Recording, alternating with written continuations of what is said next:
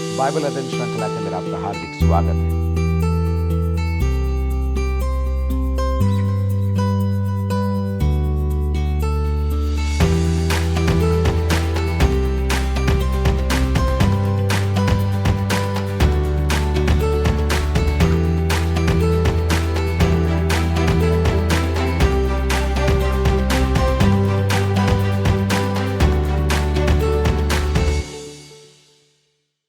प्रभु आपको बहुत आशीष दे। मिलकर हम पहला थिस्सलुनीकियों की पत्री दूसरे अध्याय की 17वीं आयत से आगे आज हम सीखेंगे और समझेंगे।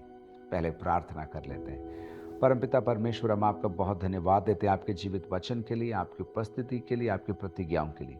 आपके वचन को सीखने और समझने और जीवन में लागू करने के लिए आप हमारी मदद करेंगे, इसलिए मैं आपको बहुत धन्यवाद विश्वास से पहले से देते हैं। सारा आदर आपको देते हुए प्रार्थना यीशु मसीह के नाम से मांगते हैं, आमीन। पहला थिस्सलुनीकियों दूसरा अध्याय 17वीं आयत। हे भाइयों, जब हम थोड़ी देर के लिए मन में नहीं वरन प्रकट में, फिर से प्रेम भरा उद्बोधन, हे भाइयों, बार बार आ रहा है, हे भाइयों, हे भाइयों, हे भाइयों, जब हम थोड़ी देर के लिए मन में नहीं वरन प्रकट में।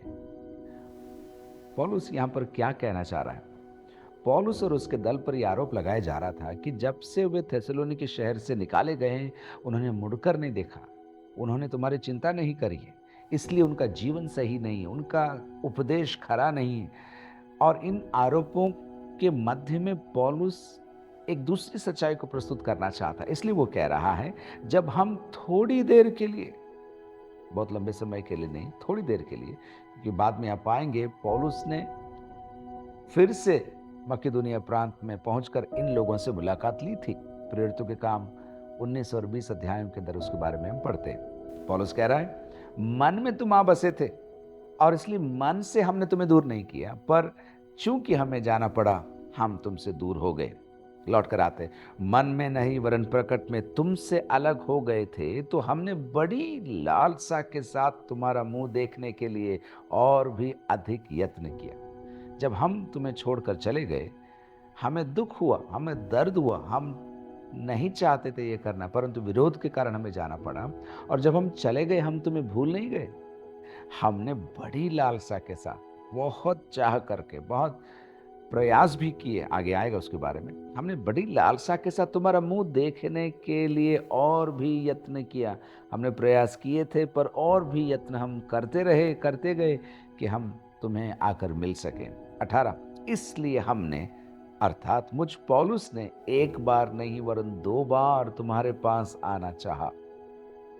पौलुस कह रहा है, लोग कह रहे हैं ना कि हम तुम्हें भूल गए, हम तुम्हारे पास फिर नहीं आए, लेकिन मैं तुम्हें सच्चाई बताता हूं, हमने, अर्थात मुझ पौलुस ने 2 बार तुम्हारे पास आने का प्रयास किया। कब कब किया इसके बारे में हमारे पास वर्णन नहीं, पर पौलुस कह रहा है, एक बार नहीं 2 बार तुम्हारे पास आना चाहा, परंतु शैतान हमें रोके रहा। शैतान ने कैसे रोका, इसका भी विवरण हमारे पास नहीं है, पर हम अनुमान लगा सकते हैं, जो विरोध कर रहे थे उनके विरोध के कारण पौलुस को आने से बिल्कुल मना किया गया। एक ये हो सकता है। एक और बात हो सकती है, प्रेरितों के काम 17वें अध्याय की 9वीं आयत में लिखा है, इसलिए उन्होंने यासोन और बाकी लोगों से मुचलका लेकर उन्हें छोड़ दिया। जब थिस्सलुनीके शहर के अंदर विरोध हुआ था, वे यासोन के घर पर थे और यासोन और अन्य लोगों से शहरवासियों ने, न्यायाधीशों ने मुचलका लेकर उन्हें छोड़ा था। और मुचलके में शायद ये कहा होगा कि ये लोग अब लौटकर नहीं आ सकते हैं, या इतने दिन के लिए उन्हें पाबंद किया गया होगा। तो कई बातें हो सकती हैं जिनके द्वारा शैतान ने पौलुस और उसके दल को आने से रोका। रोमियों की पत्री पहले अध्याय के 13वीं आयत में भी रोके जाने के विषय में हम पढ़ते हैं। पौलुस रोम जाना चाहता था, लेकिन क्या लिखता है देखिए, रोमियों की पत्री पहला अध्याय उसकी 13 आयत। हे भाइयों, मैं नहीं चाहता कि तुम इससे अनजान रहो कि मैंने बार बार तुम्हारे पास आना चाहा कि जैसा मुझे दूसरी अन्य जाति में फल मिला, वैसा ही तुम में भी मिले, परंतु अब तक रोका गया। आपका एक विरोधी है, उसका नाम शैतान है। बाइबल के अंदर कई नामों से उसे पुकारा गया। इफिसियों की पत्री दूसरे अध्याय उसकी 2 आयत में उसके लिए कहा गया है, वो आकाश के अधिकार का हाकिम है। उसके पश्चात पहला थिस्सलुनीके 3:5 के अंदर उसे परीक्षा करने वाला कहा गया है। प्रकाशित वाक्य 12:10 में उसे भाइयों पर आरोप लगाने वाला कहा गया है। खैर, लौट कर आते हैं। पौलुस कह रहा है, हमने तुम्हारे पास एक बार नहीं 2 बार आना चाहा, परंतु शैतान ने हमें अलग अलग तरीकों से रोका। 19, भला हमारी आशा या आनंद या बड़ाई का मुकुट क्या है? पौलुस फिर प्रेम भरे उद्बोधन की ओर लौट कर आता है। वो कहता है, भला हमारी आशा या आनंद या बड़ाई का मुकुट क्या है? परिश्रम के बारे में वो पहले कह चुका है, प्रयास के बारे में वो कह चुका है, निरंतर प्रार्थना के बारे में वो कह चुका है। अब वो कह रहा है, भला हमारी आशा या आनंद या बड़ाई का मुकुट क्या है? उसका जवाब वो स्वयं देगा। क्या हमारे प्रभु यीशु मसीह के सन्मुख उसके आने के समय तुम ही ना होगे? पौलुस कह रहा है, हमने तुम्हारे मध्य में सेवा की, परिश्रम किया, दुख उठाया, लेकिन हमारी खुशी क्या है, हमारा आनंद क्या है, हमारी आशा क्या है मालूम? तुम हो। तुम। क्या हमारे प्रभु यीशु मसीह के सन्मुख उसके आने के समय, इस पत्री के अंदर बार बार प्रभु यीशु मसीह के दोबारा आगमन के विषय में लिखा है। 1:10 में देखिए क्या लिखा है। वहाँ लिखा है, और उसके पुत्र के स्वर्ग पर से आने की बाट जोहते रहो।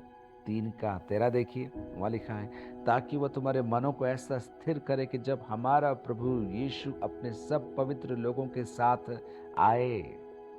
4:15 देखिए, पहला थिस्सलुनीके 4:15, क्योंकि हम प्रभु के वचन के अनुसार तुमसे ये कहते कि हम जो जीवित हैं और प्रभु के आने तक बचे रहेंगे, प्रभु के आने तक। और 5:23 देखिए, शांति का परमेश्वर आप ही तुम्हें पूरी रीति से पवित्र करे और तुम्हारी आत्मा और प्राण और देह हमारे प्रभु यीशु मसीह के आने तक पूरे पूरे और निर्दोष सुरक्षित रहे। तो इस पत्री के अंदर प्रभु यीशु मसीह के दोबारा आगमन के बारे में बार बार पौलुस ने कहा है।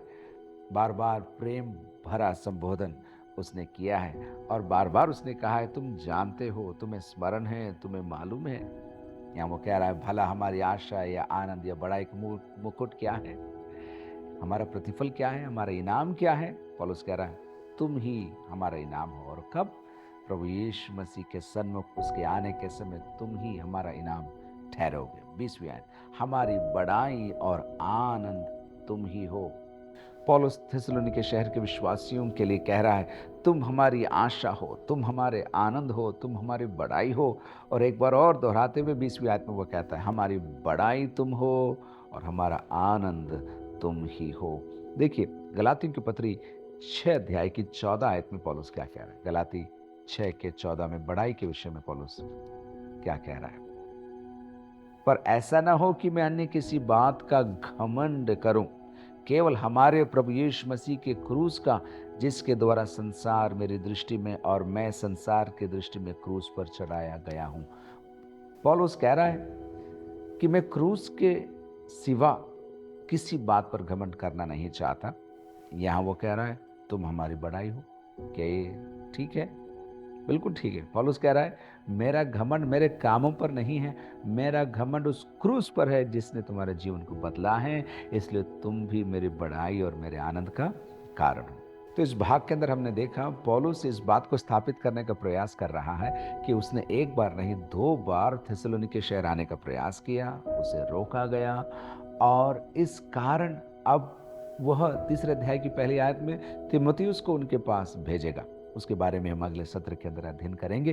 पर इस भाग के अंत में आते आते पौलुस ने कहा थिस्सलुनीके विश्वासियों से कि तुम हमारी आशा हो, तुम हमारे आनंद हो और तुम हमारे बड़ाई का मुकुट हो। प्रभु करे कि आपकी सेवकाई के अंदर भी ऐसा ही आप कहने पाएं कि आपकी सेवा परमेश्वर की सहायता से की गई, आपकी सेवा परमेश्वर ने आपको सौंपी और आपकी सेवा परमेश्वर के लोगों को तैयार करने के कारण परमेश्वर की महिमा का कारण ठहरी। प्रभु आपको बहुत बहुत आशीष दे।